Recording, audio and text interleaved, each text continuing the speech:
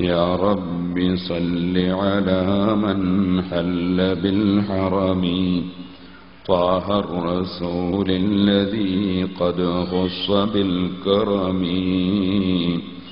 يا رب بالمصطفى بلغ مقاصدنا واغفر لنا ما مضى يا واسع الكرم.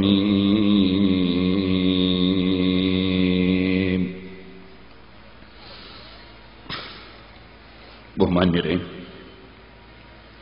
അല്ലാഹുവിന്റെ പരിശുദ്ധമായ സിഫത്ത്, അല്ലാഹുവിന്റെ പരിശുദ്ധ നാമം അർ-റഹ്മാൻ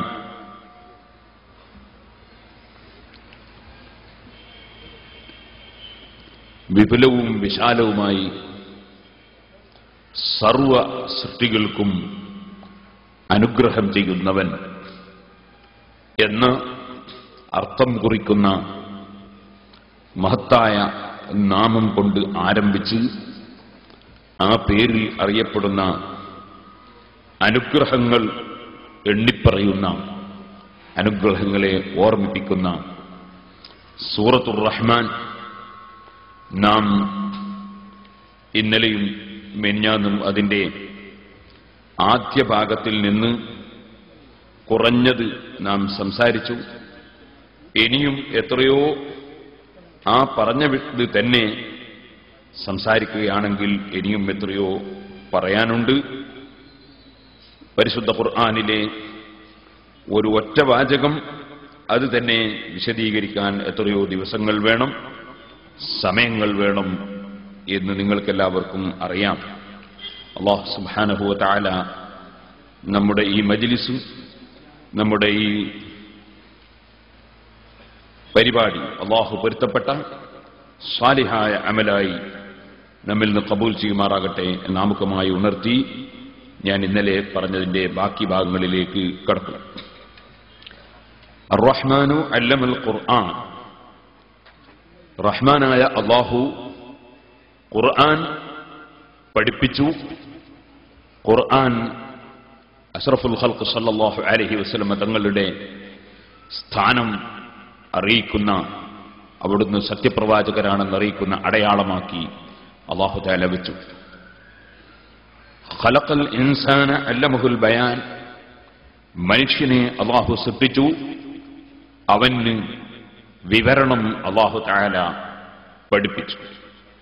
അശ്ശംസു വൽ ഖമറു ബിഹുസ്ബാൻ, സൂര്യനും ചന്ദ്രനും എല്ലാം അവന്റെ കണക്കനുസരിച്ച് മാത്രം അത് നിൽക്കുന്നു, നീങ്ങുന്നു എന്ന് പഠിപ്പിച്ചതിന് ശേഷം വൻ നജ്മു വശജറു യസ്ജുദാൻ, വള്ളികളും ചെടികളും അതുപോലെ മരത്തണ്ടുള്ള വൃക്ഷങ്ങളും എല്ലാം അല്ലാഹുവിന് കീഴ്പ്പെടുന്നു, അല്ലാഹുവിനെ അനുസരിക്കുന്നു, അല്ലാഹുവിന് സുജൂദ് ചെയ്യുന്നു എന്ന് ഖുർആൻ പഠിപ്പിച്ചു. വസ്സമാഅ റഫഅഹാ വവളഅൽ മീസാൻ, ആകാശത്തെ അല്ലാഹു തആല ഉയർത്തിവെച്ചു. വവളഅൽ മീസാൻ, അല്ലാഹു തആല നീതിയെ സ്ഥാപിച്ചു. എല്ലാ വസ്തുക്കൾക്കും എല്ലാ വിഷയത്തിനും അല്ലാഹു തആല നീതിയെ സ്ഥാപിച്ചു. അല്ലാ തത്ഗൗ ഫിൽ മീസാൻ, തൂക്കപ്പെടുന്ന വിഷയങ്ങളിൽ അതുപോലെ നൽകപ്പെടുന്ന കാര്യങ്ങളിൽ നിങ്ങൾ അക്രമം ചെയ്യാൻ പാടില്ല, നിങ്ങൾ ആരുടേതും അനധികൃതമായി എടുക്കാൻ പാടില്ല. വഅഖീമുൽ വസ്ന ബിൽ ഖിസ്ത്, നീതിപൂർവകമായി നിങ്ങൾ അതേ തൂക്കത്തെ നിലനിർത്തണം. വലാ തുഖ്സിറുൽ മീസാൻ, തൂക്കപ്പെടുന്ന വസ്തു ചുരുക്കിക്കളയാൻ പാടില്ല. ഏത് വിഷയവും പരിപൂർണമായ നീതിയിൽ അധിഷ്ഠിതമായി മാത്രം നീങ്ങണം എന്ന് പരിശുദ്ധ ഖുർആൻ നമ്മെ പഠിപ്പിച്ചു. അതുവരെയുള്ള ഭാഗമാണ് അല്പം നമ്മൾ സംസാരിച്ചിരുന്നത്. അല്ലാഹു സുബ്ഹാനഹു വ തആല മനുഷ്യന്റെ വലിയ ഒരു പ്രത്യേകതയായി നൽകിയ ഒരു വിഷയമാണ് വിശേഷബുദ്ധി എന്ന് പറയുന്നത്. ആ വിശേഷബുദ്ധി കൊണ്ട് ഏതൊരു വിഷയത്തെയും തൂക്കി നോക്കാൻ മനുഷ്യന് സാധിക്കണം. വേറെ ജീവികൾക്കൊന്നും അല്ലാഹു തആല വിശേഷബുദ്ധി നൽകിയിട്ടില്ല. ആ ജീവികൾക്കൊന്നും അടിസ്ഥാനപരമായി അതിന്റെ സൃഷ്ടിപ്പ് കൊണ്ട് ലക്ഷ്യവും ഇല്ല. നിങ്ങൾക്കെല്ലാവർക്കും അറിയാം, ലോകത്ത് കാണുന്ന പശു, ആട്, ഒട്ടകം തുടങ്ങിയ ജീവികൾ, ഇനി സസ്യങ്ങൾ, മത്സ്യങ്ങൾ തുടങ്ങിയ വസ്തുക്കൾ എല്ലാം മനുഷ്യ നന്മയ്ക്ക് വേണ്ടി ലോകസൃഷ്ടാവായ അല്ലാഹു സൃഷ്ടിച്ചിട്ടുള്ളതാണ്. അതുകൊണ്ടാണ് പശുവിന്റെ പാല് സ്വന്തം കുട്ടി കുടിക്കുമ്പോൾ ആ കുട്ടിയെ പിടിച്ചു മാറ്റി പശുവിന്റെ പാല് കറന്നെടുത്ത് മനുഷ്യൻ കുടിക്കുന്ന സമയത്ത് അത് അക്രമമാണെന്ന് ആരും പറയാത്തത്. അതുകൊണ്ട് തന്നെയാണ് കടലിലൂടെ നീന്തിക്കളിച്ചുകൊണ്ടിരിക്കുന്ന, കടലിലൂടെ ഓടിക്കളിച്ചുകൊണ്ടിരിക്കുന്ന മത്സ്യത്തെ പിടിച്ച് കരക്കിട്ട് അത് ജീവൻ പോയതിനു ശേഷം മനുഷ്യൻ തിന്നുമ്പോൾ അത് അക്രമമാണ് എന്ന് ആരും പറയാത്തത്. ഇവിടെയുള്ള എല്ലാ ജീവികളെയും എല്ലാ വസ്തുക്കളെയും സൃഷ്ടിക്കപ്പെട്ടത് മനുഷ്യന് വേണ്ടിയാണ് എന്നതുകൊണ്ടാണ്. ആ ജീവികൾക്കൊന്നും തന്നെ ജീവിതത്തിൽ നീതിയും നിയമവും സത്യസന്ധതയും അതുപോലെ സംസ്കാരവും നമുക്ക് കാണാൻ സാധ്യമല്ല. ഞാൻ മുമ്പ് പറഞ്ഞിട്ടുണ്ട്, ഒരു പശു അല്ലെങ്കിൽ ഒരു പോത്ത് അതിനെ ക്ഷണിച്ച സ്ഥലത്ത് വെച്ച് മാത്രമേ ഞാൻ ഭക്ഷണം കഴിക്കുകയുള്ളൂ എന്ന സിദ്ധാന്തം ഒരു മൃഗത്തിന് ഇല്ല. അതേസമയത്ത് മനുഷ്യൻ ക്ഷണിക്കപ്പെടാത്ത ഭക്ഷണം കഴിക്കുന്നത് ഇഷ്ടപ്പെടുകയില്ല. ഇനി ഏതെങ്കിലും സ്ഥലത്ത് പൊതുവായ ക്ഷണം സ്വീകരിച്ച് ഒരു ഹോട്ടലിൽ കയറി ഭക്ഷണം കഴിച്ചിറങ്ങുകയാണെങ്കിൽ എന്റെ ബില്ലെത്രയാണെന്ന് ചോദിച്ച് മനുഷ്യൻ ബില്ലടക്കും. ഇല്ലാതെ വേറൊരു മനുഷ്യന്റെ ഭക്ഷണം കഴിക്കാൻ മനുഷ്യൻ താൽപര്യപ്പെടുകയില്ല. അത് മനുഷ്യത്വമാണ്. അതേസമയത്ത് ഒരു കാളക്ക്, ഒരു പോത്തിന്, ഒരു ആട്ടിന് എന്നെ ക്ഷണിച്ച സ്ഥലത്ത് നിന്ന് മാത്രമേ ഞാൻ പുല്ല് തിന്നുകയുള്ളൂ എന്ന കണക്കില്ല. എവിടെയെങ്കിലും വെച്ച് ഭക്ഷണം കഴിച്ചിറങ്ങിപ്പോരുമ്പോൾ ഏതെങ്കിലും ഒരു കാള എന്റെ ബില്ലെത്രയാണ് എന്ന് ചിന്തിക്കുകയില്ല, അന്വേഷിക്കുകയില്ല. കാരണം അതിന് വിശേഷബുദ്ധിയില്ലാത്തതുകൊണ്ട് തന്നെ അത് അക്രമമായി കഴിക്കുന്നത്, അനധികൃതമായത് അല്ലെങ്കിൽ അനുവദിക്കപ്പെട്ടത് എന്ന വിവേചനം മൃഗങ്ങൾക്ക് ഇല്ല, അതുപോലുള്ള ജീവികൾക്ക് ഇല്ല. മനുഷ്യൻ അങ്ങനെയല്ല. മനുഷ്യൻ പരിപൂർണമായി നീതി പുലർത്തി ജീവിക്കേണ്ടവനാണ്. ബഹുമാനപ്പെട്ട ഉമർ ഇബ്നു അബ്ദുൽ അസീസ് റളിയല്ലാഹു അൻഹു എല്ലാ വെള്ളിയാഴ്ചയും മിമ്പറിൽ വെച്ച് ഓതിക്കേൾപ്പിക്കാൻ ഒരായത്ത് നിർദ്ദേശിക്കുകയുണ്ടായി. അനീതി നടമാടിയ ഒരു കാലഘട്ടത്തിലാണ് അത് നിർദ്ദേശിച്ചത്. മഹാനായ സയ്യിദുനാ അലി ഇബ്നു അബീ ത്വാലിബ് റളിയല്ലാഹു അൻഹുവിനെതിരെ പള്ളിയുടെ മിമ്പറിൽ നിന്ന് ചില പണ്ഡിതന്മാർ പ്രാർത്ഥിക്കുന്നത് കേട്ടപ്പോൾ അലി ഇബ്നു അബീ ത്വാലിബ് റളിയല്ലാഹു അൻഹുവിനെ സംബന്ധിച്ച് ഇന്നലെ നാം അവസാനത്തിൽ ഒരു ചരിത്രം പറഞ്ഞിട്ടുണ്ട്.